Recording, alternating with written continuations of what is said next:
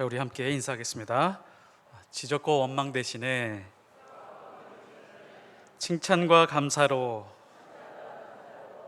하나님의 만복을 향유하세요. 자, 우리 한 번만 더 인사했으면 좋겠습니다. 하나님께서 일으켜 세워주십니다 라고 인사했으면 좋겠습니다.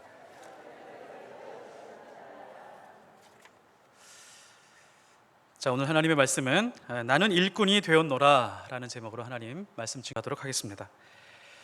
어떤 사람이 자기 소개를 하는 걸 보면 그 사람이 대략 어떤 사람인지를 우리가 파악할 수가 있습니다. 한편으로 보면 인간은 자기 소개를 잘 하기 위해서 열심히 인생을 살아온 것이 아닌가라고 생각이 될 때가 있습니다. 어느 대학을 나왔는지 잘 소개하기 위해서 열심히 12년 동안 수능을 공부하고요, 어느 직장에서 어떤 경력을 쌓았는지를 잘 설명해내기 위해서 취업 준비를 몇 년 동안 열심히 합니다. 결혼할 때도 마찬가지죠. 내가 이만큼 좋은 사람이야, 내가 이렇게 좋은 남자야, 멋진 남자야, 나는 이렇게 멋진 여성이야 라고 하는 것을 잘 소개하기 위해서 그렇게 열심히 살아옵니다. 외모도 가꾸고 스펙도 쌓아가고 또 집도 마련하려고 애를 씁니다. 이렇게 우리는 자기소개를 잘 하기 위해서 무언가를 열심히 살아오는데, 이 자기소개가 진로를 결정하고 또 우리 인생을 결정할 수도 있기 때문에 그렇습니다. 때로는 이렇다 할 실력 또 이렇다 할 경력이 없어서 좌절하고 실망하는 경우도 꽤 있습니다. 자기소개서를 보면 주로 자기가 가장 자신 있는 것과 가장 자랑할 만한 것들을 서술하는 것을 볼 수가 있습니다. 뼈대가 있는 집안은 이렇게 하죠. 우리는 조선 왕조 때부터 이런 뼈대가 있는 집안입니다. 국가 유공자 집안입니다. 독립 유공자 집안입니다 라고 하는 것으로 시작을 합니다. 또 공부를 잘해서 좋은 대학, 명문대학에 나와 있으면 저는 이러이러한 공부를 했고 초, 중, 고, 대학, 유학을 갔다 와서 저는 이러이러하게 인생을 살아왔습니다. 저에겐 이런 실력이 있습니다 라고 이렇게 나열하죠. 어떤 사람은 또 외모가 중요시하는 그런 직장들이 있기 때문에 외모에 대해서 설명을 하거나 어떤 특기, 잘하고 있는 것들, 그런 것들을 자랑하기 위해서 자기소개를 잘 준비하는 사람들이 있습니다. 그런데 안타까운 것은 이 자기소개서를 잘 살펴보면 대부분 위선이 많다는 것입니다. 있는 말 없는 말 잘 갖다 붙여서 어떻게 하면 잘 포장할 수 있을까에 대해서 고민하면서 자기소개서를 쓴다라고 하는 것이죠. 자기가 잘 못 쓰니까 자기소개서를 대필해 주는 사람들도 많이 있습니다. 직장에 들어갈 때, 유학에 갈 때, 그때 보면 부풀리고 없는 것도 있는 것처럼 그렇게 잘 써놓는 경우들도 있죠. 이것 때문에 청문회에서 굉장히 크게 문제가 될 때도 많이 있습니다. 자기소개는 대부분 부풀리고 과장하고 가식과 위선이 숨어 있습니다. 그리고 사람들이 서로 자기소개를 쓰면서 보여주고 코멘트를 해주는데, 야, 다들 그렇게 써, 야, 이렇게 쓰는 거야, 좀 근사하게 써봐, 그래야 직장에 들어갈 수 있어, 그래야 결혼할 수 있어 라고 하는 것이 우리 암암리에 다 그렇게 허용되는 그런 내용들입니다. 우리는 자기소개를 왜 그렇게 꾸며가면서 과장되게 그렇게 쓸까요? 없었던 것도 있었다라고 하고 하지 않은 일도 그렇게 했다라고 하고 그렇게 위선되게 자기소개서를 쓸까요? 요한복음 8장 44절에 보면 너희는 너희 아비 마귀에게서 났으니 너희 아비의 욕심대로 너희도 행하고자 하느니라. 그는 처음부터 살인자요 진리가 그 속에 없으므로 진리에 서지 못하고 거짓을 말할 때마다 제 것으로 말하나니 이는 그가 거짓말쟁이요 거짓의 아비가 되었습니다. 자기소개서 잘못 썼다가 이게 마귀의 아들이 되어버렸습니다. 성경은 이 세상 그 어떤 책보다도요 인간의 영혼 깊은 것을 아주 정확하게 꿰뚫고 있습니다. 사람의 심리와 정신을 꿰뚫고 있습니다. 정확하게 표현한 겁니다. 사실 이 말씀을 이렇게 연결시키면 우리는 거부감이 들지만, 야, 자기소개서 조금 부풀려 썼다고 마귀의 자식이라고 할 수 있을까? 라고 그렇게 조금 불편하게 들릴 수는 있지만, 우리가 여기서 눈여겨봐야 할 것이 무엇이냐면 진리가 그 속에 없으므로, 진리 위에 서 있지 않으므로 거짓과 부풀림과 위선이 있다라고 하는 것을 간과해서는 안 될 것입니다. 거짓을 말할 때마다 제 것으로 말하나니 이는 그가 거짓말쟁이요 라고 하는 것을 우리가 예민하게 받아들여야 합니다. 세상에서 이루어지는 모든 자기소개서들에 대해, 혹은 자신을 드러내는 방식에 대해 아주 정확하게 서술하고 있는 것이 바로 성경이라고 하는 것이죠. 하나님의 형상이 아니라 마귀의 형상을 닮은 모습 중에 하나가 자기를 소개하는 데부터 출발한다는 것을 우리가 기억해야 됩니다. 이유는 단 한 가지입니다. 복음 위에 바로 서 있지 않기 때문에 그렇습니다. 진리 위에 바로 서 있지 않기 때문에 그렇습니다. 오늘 말씀에서 바울이 자신을 소개하는 것을 한번 보십시오. 예수의 일로 너희 이방인을 위하여 갇힌 자 된 나 바울은, 7절, 나는 하나님의 일꾼이 되었도다 라고 그렇게 소개를 합니다. 좀 전에도 말씀드린 것처럼 사람은 누구나 가장 자랑하고 싶은 일을 맨 먼저 세우게 마련인데, 바울이 무엇을 맨 먼저 세웠죠? 예수의 일로, 나는 예수의 일을 하는 사람입니다. 여기서 우리가 뭘 느끼냐면 예수와 자기와의 거리가 거의 없다는 것을 우리가 느낄 수 있습니다. 아마 명함이 있었으면 바울은 이렇게 명함에다 기록했을 것입니다. 예수의 일을 하는 자라고 새기는 것을 부끄럽게 생각하지 않았을 것입니다.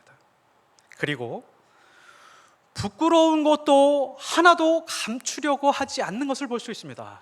나는 지금 감옥에 갇혀 있습니다. 부끄럽지 않고 영광스럽습니다. 내가 감옥에 갇혀 있는 이유가 무엇이냐? 단 한 가지밖에 없습니다. 하나님이 나를 선택하고 부르셨습니다. 창세전부터 저를 예정하셨습니다. 부르셔서 저에게 맡기신 일이 있습니다. 하나님께서 계시로 보여주신 것이 있는데, 그리스도의 비밀을 저에게 알려주셨습니다. 이 그리스도의 비밀을 알고 난 다음에 저는 견딜 수가 없었습니다. 도저히 가만히 있을 수가 없었습니다. 제 인생의 모든 것들, 어느 것 하나 부끄러운 것이 없었습니다. 오히려 영광스러운 것일 수밖에 없습니다. 지금 내가 처해 있는 가난, 고난, 질병, 이 어느 것 하나라도 자랑하지 못할 것이 없습니다. 왜냐하면 나로 인하여 누군가는 구원을 받을 수 있는 기회가 생기고 나는 그것을 영광스럽게 생각하고 있기 때문입니다. 어느 날 하나님께서 나를 부르셨습니다. 너는 이방인에게 가라 라고 하는 이 명령 하나 붙들고 살아가는 사람입니다. 사도행전 9장 15절, 주께서 이르시되 가라. 이 사람은 내 이름을 이방인과 임금들과 이스라엘 자손들에게 전하기 위하여 택한 나의 그릇이다. 한번 생각해 보십시오. 예수님이 직접 바울을 불러서 이렇게 얘기하는 겁니다. 너는 나의 그릇이다. 이 세상의 누구의 그릇도 아닌 하나님의 그릇이요 나의 그릇이다. 너는 나의 소유이다. 네가 나의 일을 대신했으면 좋겠다 라고 하는 말씀을 들었을 때에 아마도 바울은 심장이 터질 것처럼 벅차올랐을 것입니다. 그래서 바울은 이렇게 고백합니다. 나는 오로지 복음 때문에, 복음으로 말미암아 복음을 위하여 이방인의 일꾼이 되었노라. 우리는 세상에서 자신을 어떻게 소개하면서 살아가고 있습니까? 혹시 과장하거나 부풀리거나 없는 것을 덧붙여서 좀 나를 돋보이게 하려고 애를 쓰고 있지는 않으십니까? 자기 자신을 소개하는 소개서를 쓸 때 과장하거나 거짓으로 작성하고 있지는 않으십니까? 왜 거짓으로 작성하냐면 자기 자신이 부끄럽기 때문에 그렇습니다. 초라한 모습을 들키기 싫기 때문에 그렇습니다. 나의 이 약한 모습, 나의 이 부족한 부분을 내세우고 싶지 않아. 부끄럽기 때문에 그렇습니다. 초라한 인생처럼 보이기 싫기 때문에 그렇습니다. 기가 막힌 것은 교회의 이력서를 쓰는 목회자들 중에서도 그런 사람들이 있다는 것입니다. 너무너무 안타까운 사실이 아닐 수가 없습니다.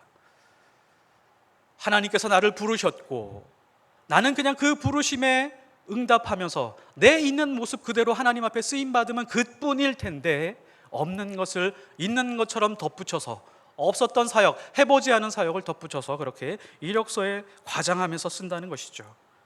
무언가 부끄러운 것이 자기 안에 있는데 그것을 감추려고 하는 것이죠. 부끄럽고 초라하게 느낀다라고 하는 것은 복음이 무엇인지 정확하게 알지 못한다는 것입니다. 그러나 복음 때문에 살고 복음을 위해 사는 사람들은 자신이 지금 어떠한 상태에 있든지 간에 초라하게 느껴지지 않습니다. 부끄럽게 느껴지지 않습니다. 그 나의 모든 것들이 감사하고 오히려 바울처럼 약점을 자랑할 수 있는 데까지 풍성한 마음의 여유를 가지고 살아갈 수 있다는 것이죠.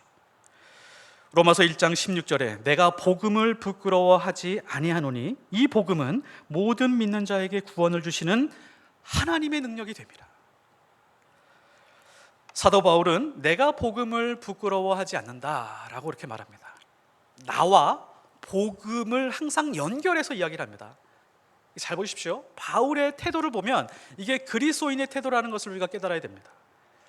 나하고 복음이 거리가 없어요. 내가 곧 복음이고 복음이 곧 내가 되어 있는 그런 모습을 볼 수가 있습니다. 심지어 로마서 16장 25절에 보면 이렇게 얘기를 합니다. 나의 복음, 이 복음은 나의 복음이다. 내가 곧 복음이고 복음이 있어서 내가 존재하는 것이다. 복음 때문에 내 인생의 목적과 방향이 결정되었다. 그러므로 복음을 떠나서는 나를 설명할 수 있는 것이 이 세상에 아무것도 없다라고 하는 것이죠.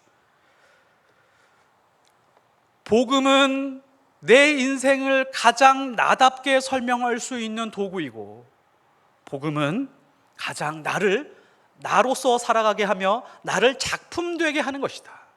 어찌 내가 복음과 거리를 둘 수 있느냐라고 하는 것이죠. 나라가 하는 존재를 가장 위대하게 만들고 있다. 복음이 곧 내 인생이고 내 인생은 곧 복음이다. 이렇게 고백하는 것이 바로 그리스도인들의 삶입니다. 우리 목사님께서, 신우임 목사님께서 항상 현실에 뿌리박은 영성에 대해서 강조하고 있습니다. 우리는 어떻게 현실에 뿌리박고 그 영성을 유지하면서 살아갈 수 있을까요? 그 깊은 곳에 복음이 흘러가고 있어야 됩니다. 내 힘과 의지로 되지 않습니다. 이 복음의 은혜가 흘러가고 있어야 이 치열한 현실 속에서 나의 믿음과 신앙이 드러날 수 있다라고 하는 것이죠. 복음은 우리 인생에 아주 강렬한 흔적을 남겨놓습니다. 갈라디아서 6장 17절에 이후로는 누구든지 나를 괴롭게 말라. 내가 내 몸에 예수의 흔적을 가졌노라. 예수를 만나면요, 반드시 우리 인생의 흔적이 남게 되어 있습니다. 아주 강렬한 흔적이 남게 되어 있습니다. 이 복음의 흔적입니다. 이 흔적을요, 스티그마라고 합니다. 영어에서는 마크라고 합니다. 유명한 브랜드들 보면 마크가 있죠. 가방을 보면 뭐 샤넬이라든지 뭐 루이비통이라든지 그런 마크들이 가방에 붙여 있어야, 옷에 혹은 부착이 되어 있어야 그 옷이나 가방이나 그 것들이 가치가 있습니다. 만일에 가방에서 샤넬 마크를 떼어놓으면 그 가방은 쓰레기통으로 집어넣어야 됩니다. 그리스도인의 인생에서 예수라고 하는 이 복음이라고 하는 브랜드, 스티그마, 마크라고 하는 것이 떨어지게 되면 우리 인생도 마찬가지입니다. 쓸모없는 인생으로 살아갈 수밖에 없다는 것이죠. 그래서 사람에게 복음이 없으면 인생이 공허할 수밖에 없습니다. 어떤 정신과 의사가 쓴 글을 본 적이 있습니다. 재미있는 제목이었습니다. 비만증은 정신병이다 라는 제목이었습니다. 현대인들이 이 공허함 속에 살아가고 있다. 그래서 심리적, 정신적으로 속이 비어있다라고 하는 그런 느낌을 받으면서 살아간다는 것입니다. 그래서 이거 심리적으로, 정신적으로 비어있으니까 자꾸 무언가를 채워야 되는데 무엇을 채우냐면 먹는 것으로 계속 채운다는 것이죠. 먹고 또 먹고 또 먹고 그러면서 열심히 먹어도 그 안에서 채워지지 않는 공복감이 있다라고 하는 것이죠. 그래서 결국 계속해서 먹으니까 심리적으로는 채워지지 않지만 몸은 계속해서 비대해지고 있다는 것입니다. 그래서 비만증, 아주 비대한 비만증은 정신병 중의 일부이다라고 이렇게 서술한 글을 본 적이 있습니다. 인간의 영혼이 공허하면 그 공허함을 견딜 수 있는 사람이 세상에 아무도 없습니다. 그래서 과도하게 술을 마십니다. 과도하게 무언가를 피워야 됩니다. 쾌락에 탐닉해야 되고 마약으로 견뎌야 되는 경우들이 있다는 것이죠. 우리가 일상에서 그런 것을 경험할 때가 있습니다. 정서적으로 공허할 때 아무리 밥을 먹고 떡볶이 먹고 아이스크림 먹고 커피를 마셔도 공허한 마음을 채울 수 없을 때가 가끔 있는 것이죠. 복음이 없으면 반드시 정신적인 공허함이 생기게 되어 있습니다. 그래서 무언가 먹던지 무언가를 자꾸 소유하려고 하는 그런 욕구가 발동하게 되어 있습니다. 소유에 집착하게 되는 것이죠.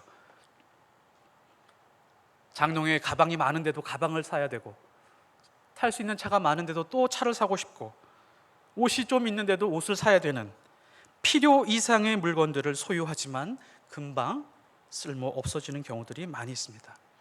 가끔 TV에 보면 어떤 분들이 집 안에 쓰레기를 한가득씩 채워놓는 그런 분들이 있습니다. 방방마다 화장실에도 그렇게 채우고, 얼마 전에도 뉴스에서 보니까 한 집에 살고 있는 그 집을 청소했는데 2.5톤이 되는 쓰레기가 나왔다고 합니다.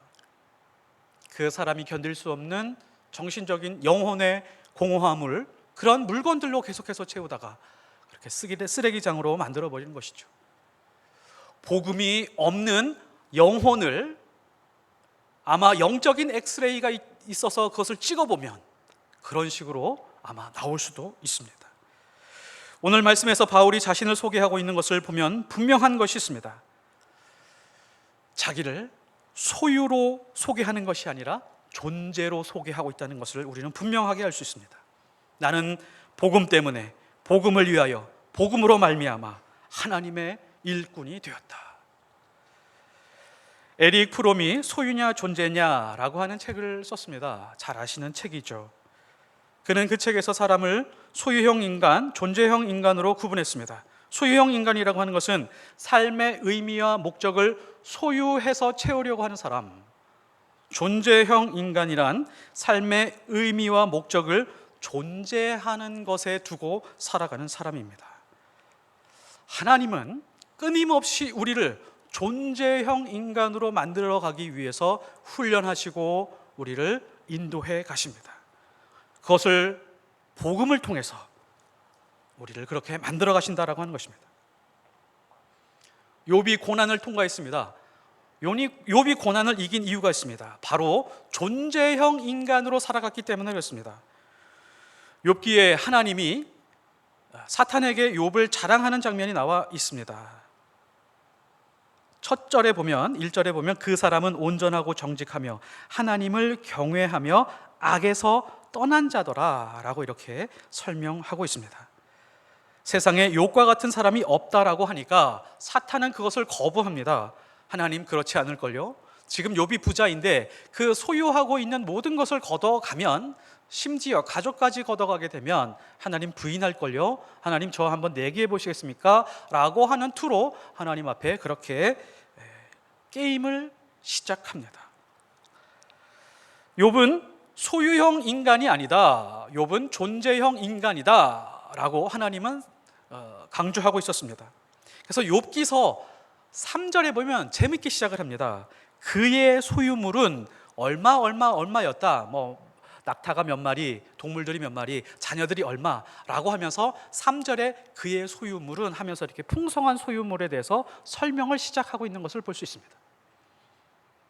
욥기에서 말하고 싶은 것은 욥은 무언가를 소유했기 때문에 하나님과 가까워진 것이 아니라 이 모든 것이 사라진다라고 할지라도 그 존재 자체만으로도 하나님을 경외하는 사람이고 정직하게 사는 사람이었다라고 하는 것을 우리에게 설명해 주고 있습니다. 욥이 사탄의 말대로 소유형 인간이었다면 소유가 무너질 때 그 소유와 함께 그 인생이 모두 무너졌을 것입니다. 그가 견딜 수 있었던 것은 존재형 인간이기 때문이었습니다.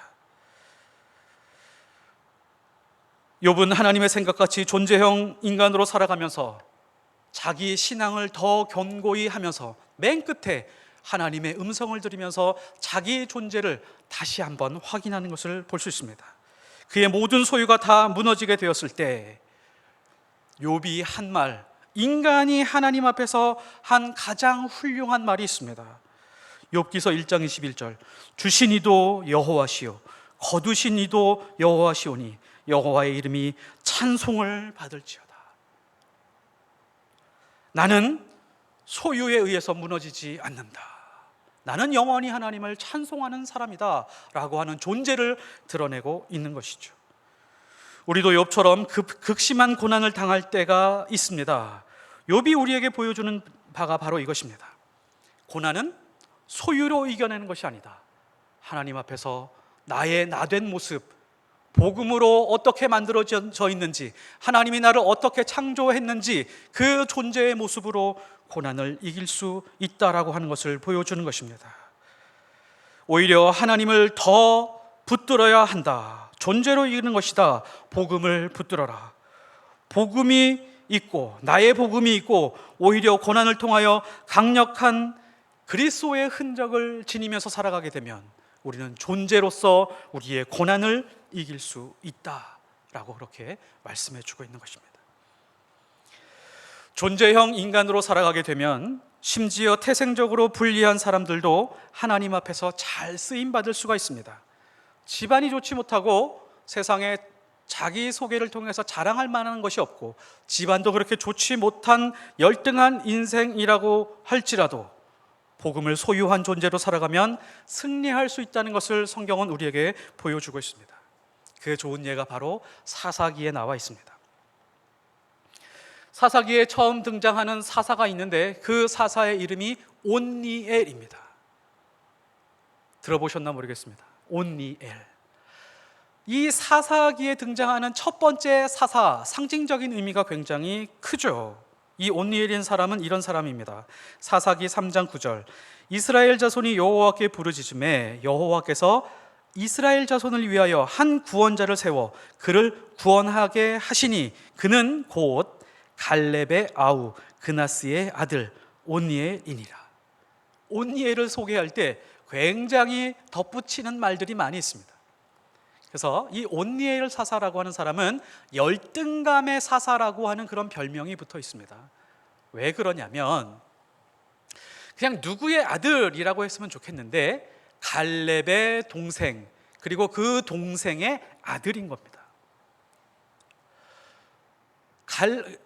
이 온니엘이라고 하는 아버지, 온니엘의 아버지가 참 숨겨진 인물이었습니다. 그러니까 잘 세상에 드러나지 않고 좀 열등감을 가지고 살았던 그런 아버지였었던 것 같습니다. 이 사람을 소개할 때 항상 이 사람은 갈렙 동생이야, 갈렙 집안의 사람이야 이름으로 불리는 것이 아니라 갈렙의 동생으로 불리는 것입니다. 자기 이름으로 잘 불리지 않는 아버지, 그 아버지의 아들, 그러니까 세상 사람들도 별로 관심이 없는 그런 아들이었다라고 하는 것이죠. 김종국이라고 하는 가수가 있습니다. 고등학교 다닐 때 형이 전교 1등 했다라고 하죠. 근데 고등학교를 입학하니까 같은 학교 다니고 있는 형이 유명하니까 그 형의 동생으로 3년 내내 불렸다고 합니다. 그래서 굉장히 기분이 나빴다라고 하죠. 이 성경이 말하는 이 온니엘이라고 하는 사람도 똑같았습니다. 세상에 내세울 곳 없는 사람, 세상 사람들이 인정해 주지 않는 사람, 열등감의 사람이었지만 하나님 안에서 하나님의 말씀으로 존재형 인간으로 살아가게 되니까 하나님께서 세우시고 사사시대, 그 혼돈의 시대의 첫 번째 사사로 선택을 받아서 이스라엘을 구원하는 그런 구원자가 되었다는 것이죠. 그리고 사사기 3장에 에훗이라고 하는 그런 사사가 등장을 하게 됩니다. 에훗은 유명하죠.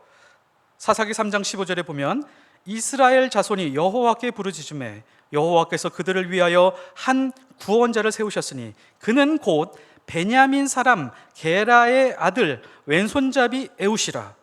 이스라엘 자손이 그를 통하여 모압 왕 에글론에게 공물을 바칠 때에. 우리가 잘 알고 있는 것처럼 에웃을 설명할 때 그 앞에 붙어 있는 것이 굉장히 많습니다. 유명한 사람들은 그 앞에 설명하는 것이 많지 않죠. 모세면 모세, 갈렙이면 갈렙, 여호수아면 여호수아 이렇게 설명을 하지만 그 한 사람을 설명하기 위해서 앞에 많은 것을 덧붙여야 그 사람이 설명되는 사람들. 에훗, 왼손잡이 에훗이었습니다.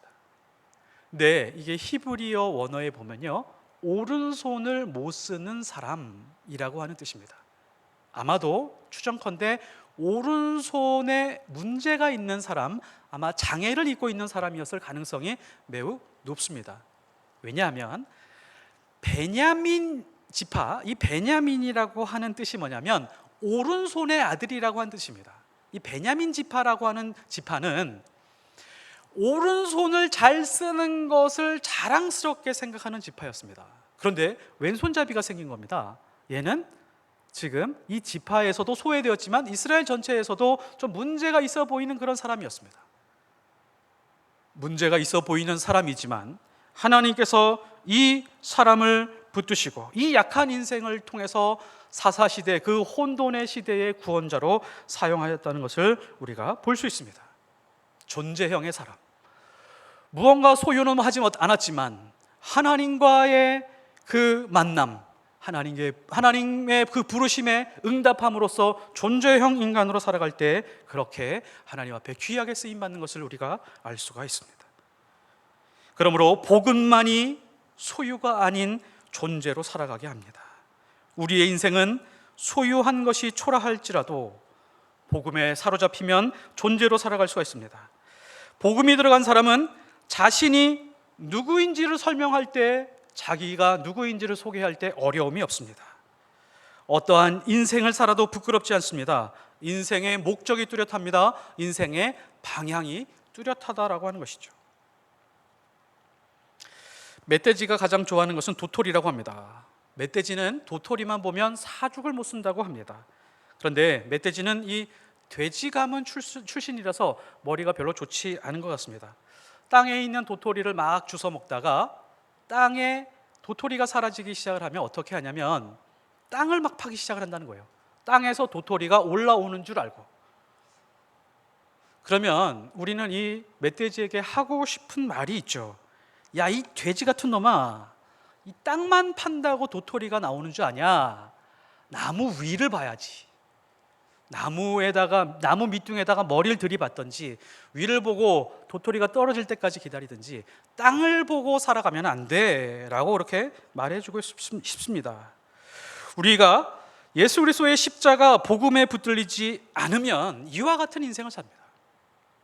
땅만 열심히 바라보고 땅만 열심히 파면서 살아가는 인생이 된다는 것이죠. 남들보다 더 열심히 공부합니다.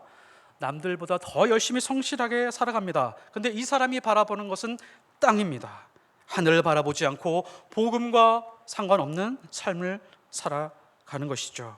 그러면 우리 인생도 이 멧돼지와 같은 인생으로밖에 살 수밖에 없습니다. 그리스도인이 세상에서 바르게 살지 못하는 이유가 있습니다. 명확하게 복음이 명확하지 않기 때문에 그렇습니다. 갈라디아서 2장 14절, 그러므로 나는 그들이 복음의 진리를 따라 바르게 행하지 아니함을 보고.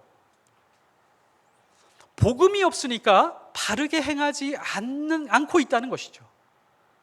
우리 그리스도인들이, 우리 목사들이, 특별히 목사들이 복음과 너무너무도 거리가 있으니까 바르게 살지 못하는 것입니다. 돈 문제, 여자 문제, 부끄러운 모습 속에 당당하게 살아가고 있는 것입니다. 알렉산더에게 유명한 일화가 있습니다. 알렉산더 대왕이 어느 날 시차를 도는데 누가 자기 욕을 막 하더랍니다. 감히 알렉산더가 내가 대왕인데 감히 누가 황제를 욕하느냐라고 하는 것 싶어서 체포하려고 가서 직접 확인해 봤습니다. 그런데 자기 쫄병 중에 자기 이름과 똑같은 알렉산더 쫄병이 있다는 것입니다. 그런데 자기와 똑같은 이름은 가진 사람이 과연 어떤 사람인가 확인하고 싶어서 찾아가서 확인해 보니까 술주정뱅이였습니다. 망나니 인생을 살고 있던 것입니다. 그 사실을 확인한 알렉산더가 그 사람에게 찾아가서 이렇게 말을 합니다. 당장 이름을 바꾸든지 아니면 삶을 바꿔라 라고 그렇게 이야기를 했답니다. 우리도 마찬가지입니다. 그리스도인답게 사는 것은 복음밖에 없습니다. 그리스도인이라는 이름을 버리든지 복음으로 삶을 바꾸든지 해야 하나님 앞에, 세상 앞에 부끄럽지 않은 인생을 살 수가 있습니다. 그리스도인이 세상에서 부끄럽게 사는 이유는 복음과 거리가 멀어져 있기 때문입니다. 복음만이 소유가 아닌 존재로 살게 만듭니다. 우리도 복음 안에서 예수의 일로 누군가의 구원을 위해 갇히기도 하고 고난을 당하기도 하며 그것을 영광으로 받아들이고 그렇게 교회를 위해, 세상을 위해 일꾼 되어 하나님 앞에 귀하게 쓰임받는 하나님의 백성들이 되시기를 예수 그리스도의 이름으로 축복합니다. 기도하겠습니다. 하나님 아버지, 우리가 이 세상을 살아가면서 얼마나 가진 것에, 소유에 집착하며 살아가는지 모릅니다. 그 깊은 곳에 보면 욕심이 있고 자기를 드러내고 싶은 것이 있고 성공하고 싶은 마음이 있습니다. 이 모든 것들을 보면 복음과 지극히 멀리 떨어져 있기 때문에 이런 모습으로 살아갈 때가 많이 있습니다. 특히 이 땅의 목사들이 그렇습니다. 이 땅의 그리스도인들이 그렇습니다. 내가 복음이 되고 복음이 내가 되는 그런 인생과 삶을 살아가게 하여 주시옵소서. 때로 우리에게 필요하다면 하나님 우리에게 찾아와 주셔서 복음의 강렬한 흔적을 남겨 주시옵소서. 그 흔적을 붙들고 하루하루 하나님을 생각하고 십자가를 생각하며 사는 그런 주님의 백성들 되게 하여 주시옵소서. 하나님, 우리가 하나님 앞에 소망하기는 우리 인생의 형통만 바라지 않게 하여 주시옵소서. 때로는 바울처럼 우리 인생이 갇힌 자 된다라고 할지라도, 예수의 일로 병든 자 된다라고 할지라도, 나의 이 연약한 모습을 통해서 누군가 복음을 받아들이고 예수의 흔적을 경험하게 된다라고 하면 내 인생이 그것으로 세상에서 가장 큰 성공이다라고 하는 기쁨과 영광을 누릴 수 있는 그런 믿음의 사람들 되게 하여 주시옵소서. 그런 포이에마 예수교회 공동체가 되게 하여 주시옵소서. 예수 그리스도의 그 보혈과 그 십자가의 은혜가 우리 안에 흘러넘치기를 간절히 간구드리며 예수 그리스도 이름으로 기도드렸사옵나이다. 아멘.